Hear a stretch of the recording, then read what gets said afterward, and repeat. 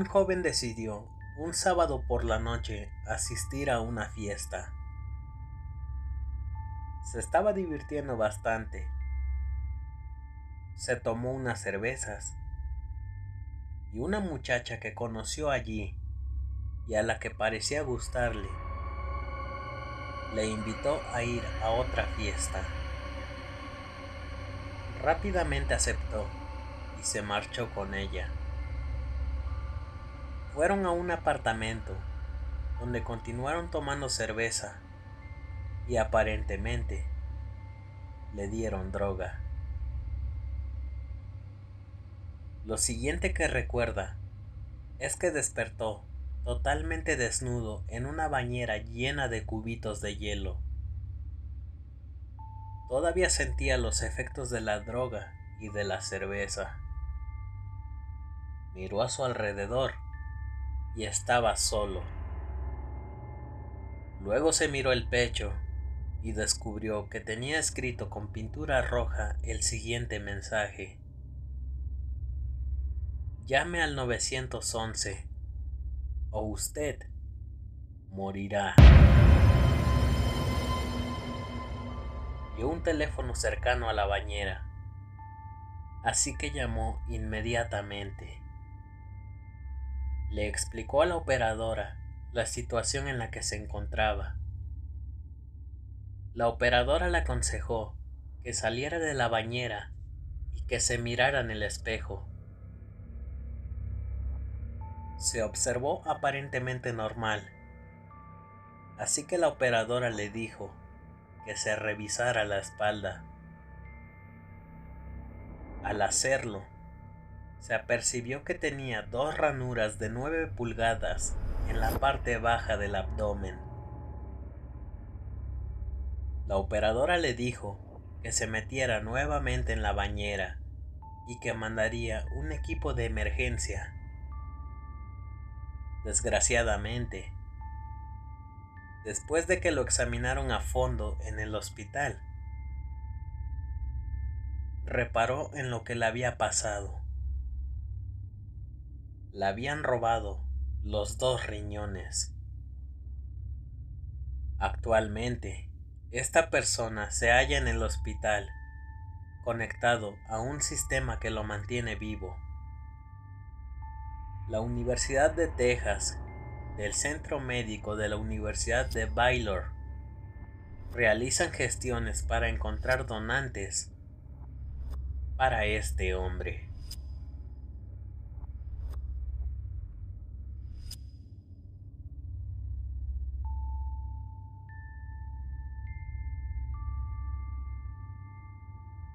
Tom viajaba de noche por una carretera.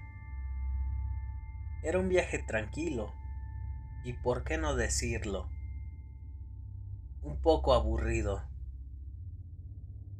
Para entretenerse, había sintonizado una frecuencia de radio en la que un loco predicador hablaba de la salvación eterna. Por supuesto, después de hacer una generosa donación a su iglesia. Tom, solamente de escucharle, ya se estaba enfadando. ¿Cómo podía existir gente que le creyera? ¿No estaría prohibido vender productos falsos, como las astillas de la cruz de Cristo, las lágrimas de la Virgen María? Estaba tan indignado que casi no se dio cuenta de una jovencita que caminaba por la orilla de la carretera y le hacía gestos para que se detuviera. Casi frenando en seco, Tom se detuvo. Cielo, ¿cómo se te ocurre caminar a estas horas con el frío que hace? He estado a punto de llevarte por delante de mi coche, dijo Tom mientras reducía el volumen de la radio. Gracias por detenerse, señor. Tengo mucha prisa, porque mi bebé me está esperando. Se me ha hecho de noche y nadie se ha detenido para ayudarme. Usted debe ser la tercera persona que veo en media hora y el primero que me ayuda. No te preocupes. Si no me desvía mucho de mi camino, te acercaré a tu casa.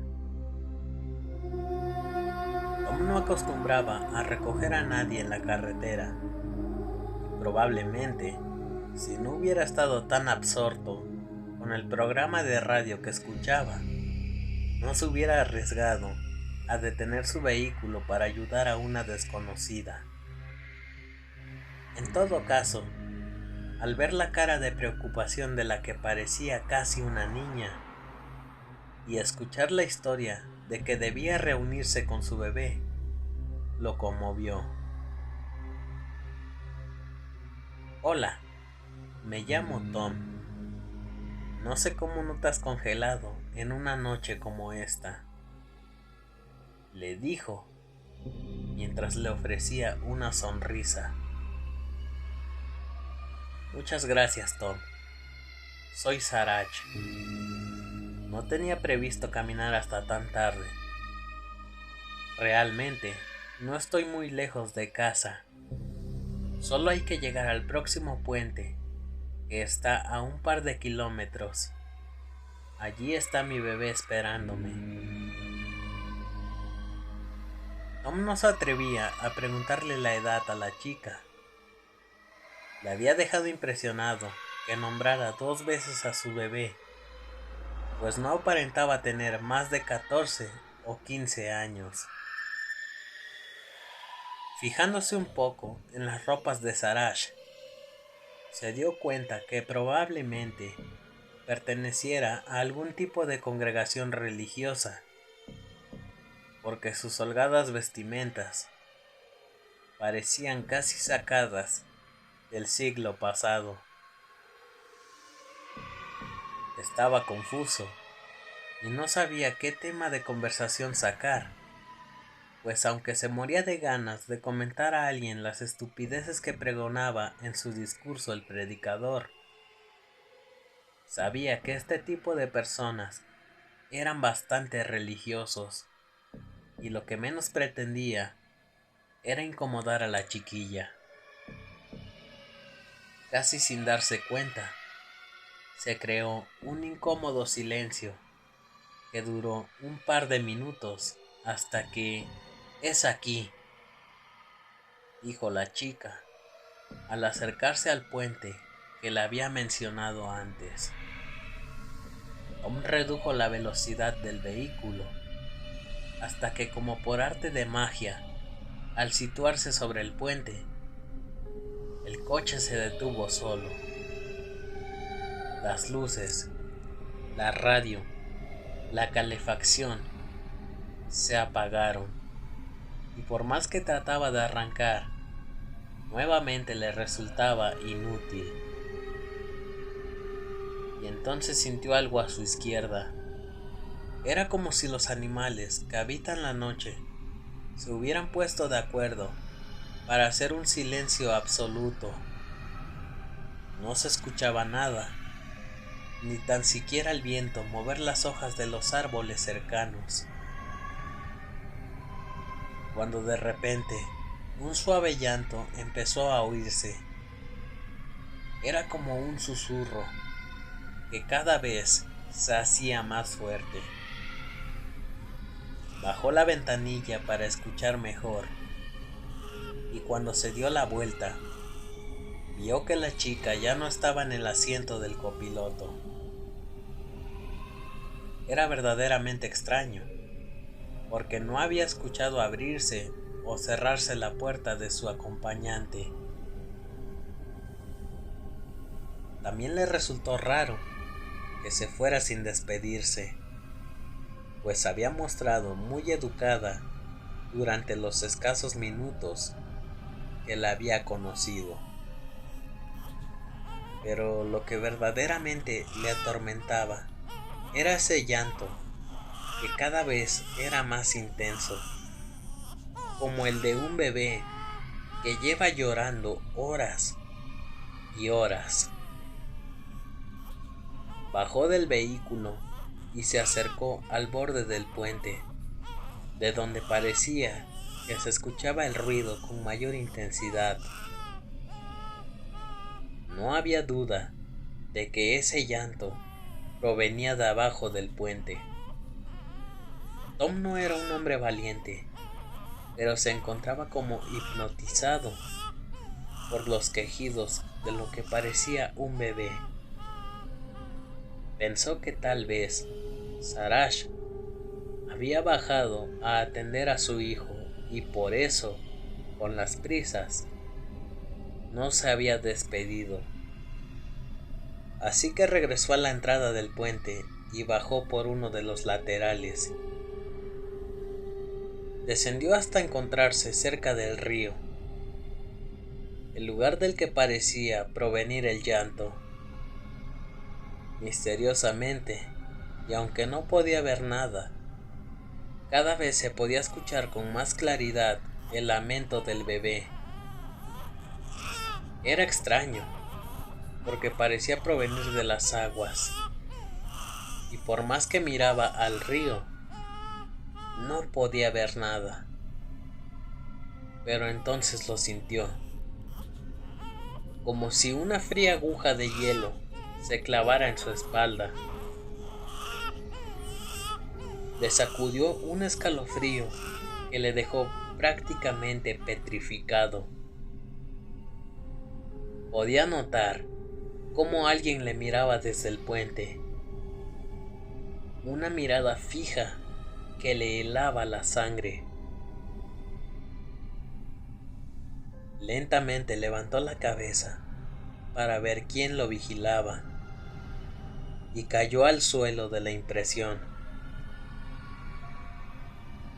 Colgando del puente se encontraba el cadáver de Sarash, que parecía haberse ahorcado con una cuerda atada a la barandilla del puente. Sus fríos ojos de muerta le miraban fijamente. Su rostro tenía una extraña mueca de dolor y su boca parecía desencajada. Pero lo más aterrador estaba por llegar, porque aunque Sarash parecía llevar varios días de muerta en ese lugar, empezó a moverse.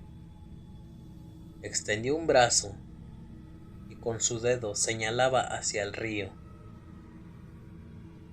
Tom, aún desde el suelo, estaba tan petrificado por el miedo que no se atrevía a moverse.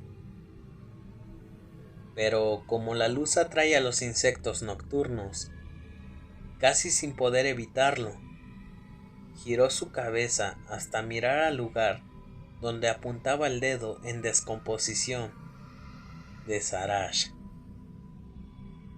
En el agua podía verse el cuerpo de un recién nacido flotando boca abajo, y una vez más escuchó el llanto desconsolado del bebé. El miedo dio camino al pánico y el terror, que antes le paralizaba, ahora le obligaba a correr tan rápido como podía. Subió tropezando por la cuesta por la que había descendido al río.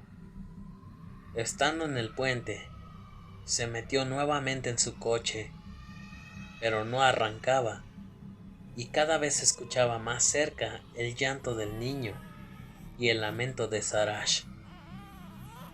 Totalmente desesperado, empezó a empujar su vehículo, que tan misteriosamente como se había apagado, se encendió solo al cruzar el puente. Subió al coche y condujo tan rápido como pudo para escapar del puente de los lamentos. Número 2.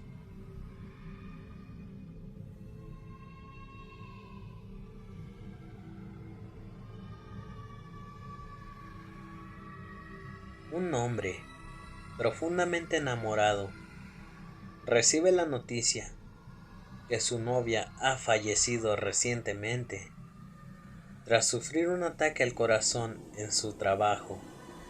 Al día siguiente, tras un emotivo funeral, agotado y aún llorando por la pérdida de su gran amor, vuelve a su casa, donde tras varias horas de llantos desconsolados, empieza a recibir llamadas en su teléfono móvil. Cansado y sin ganas de hablar con nadie, omite todas las llamadas y la insistencia de la persona que le llama, y finalmente consigue dormirse.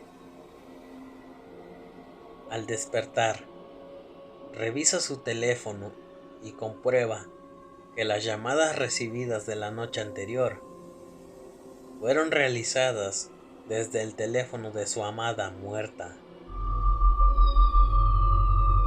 Asustado y confuso, llama al número y solo escucha quejidos y una débil respiración. La llamada se corta a los pocos segundos. Esa misma tarde, va al cementerio y pone unas flores en la tumba de su fallecida para despedirse por última vez. Mientras llora, recordando a su amor, se acuerda de las llamadas que recibió y prueba nuevamente a llamar al número de su novia, pensando que algún familiar habrá guardado su móvil, y trató de ponerse en contacto con él.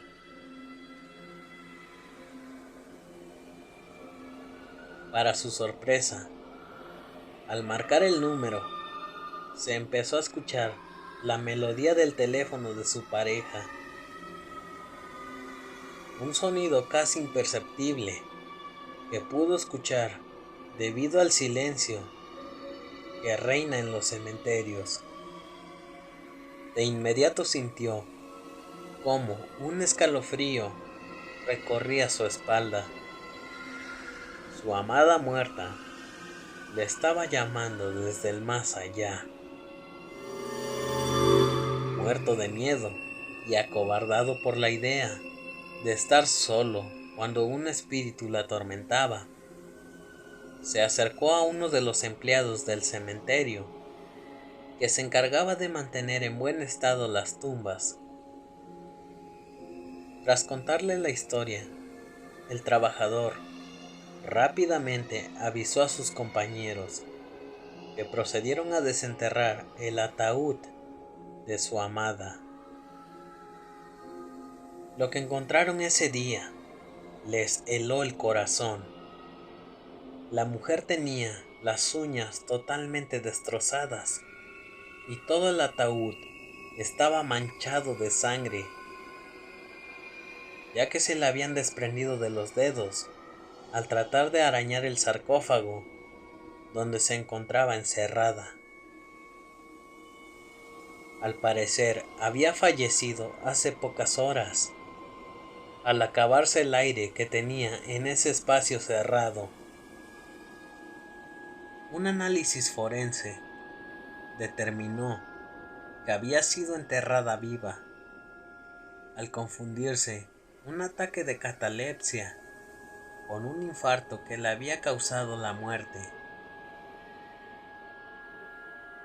Al despertar en el ataúd, horas después de ser sepultada, asustada, trató de ponerse en contacto con la persona más cercana, su novio.